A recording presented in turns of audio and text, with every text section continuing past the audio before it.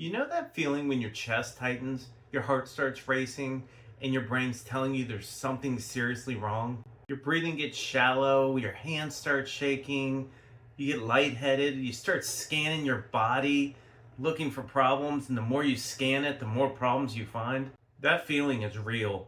I'm not here to tell you it's all in your head, but I am here to tell you what happens next determines whether it passes or it takes over. I went to this gym where I'd had multiple panic attacks. So as soon as I opened that front door to go into the gym, I was on edge, wondering if I was going to have a panic attack that day. And unfortunately for me, it went from a gym where I really enjoyed engaging with the people and the owners.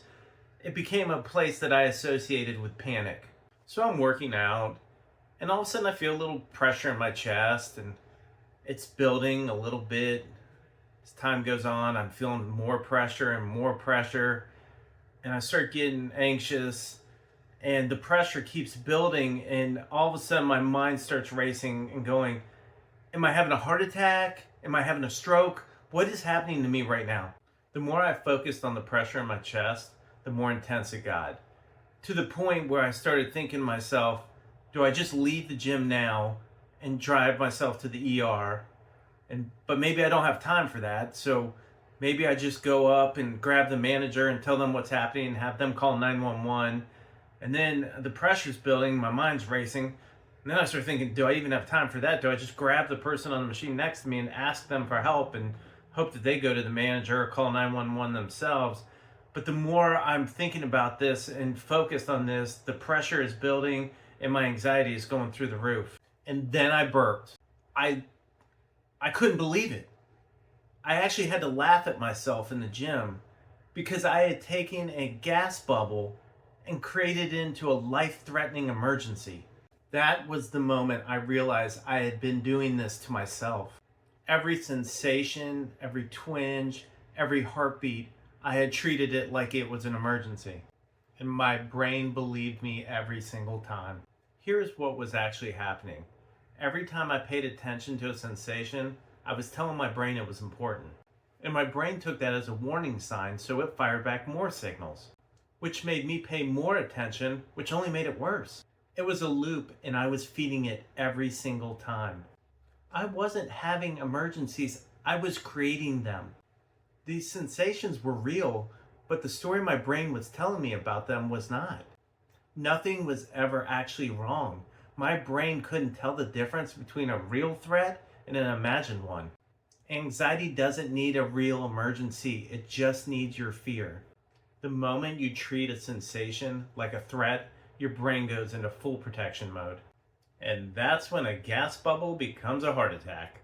I share that story about the gas bubble because I want you to remember that the next time something hits, pause before you react.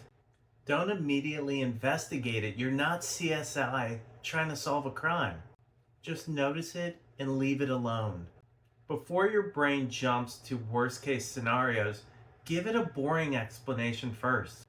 As you can probably imagine, now when I feel a pain in my chest, I immediately think gas bubble. And if it's not a gas bubble, then I think to myself, did I work chest yesterday? Maybe my chest is sore. Sometimes, depending on how the pain feels and where it's located, I may tie it to I slept in a weird position, and you feel that pain like if you've ever slept on your neck the wrong way, you feel that pain like you have whiplash or something, and it was merely from just sleeping at a weird angle. Now when my heart races, I usually think maybe I had too much caffeine or the caffeine I had's hitting a little differently today. Train your brain to reach for the boring before it reaches for an emergency.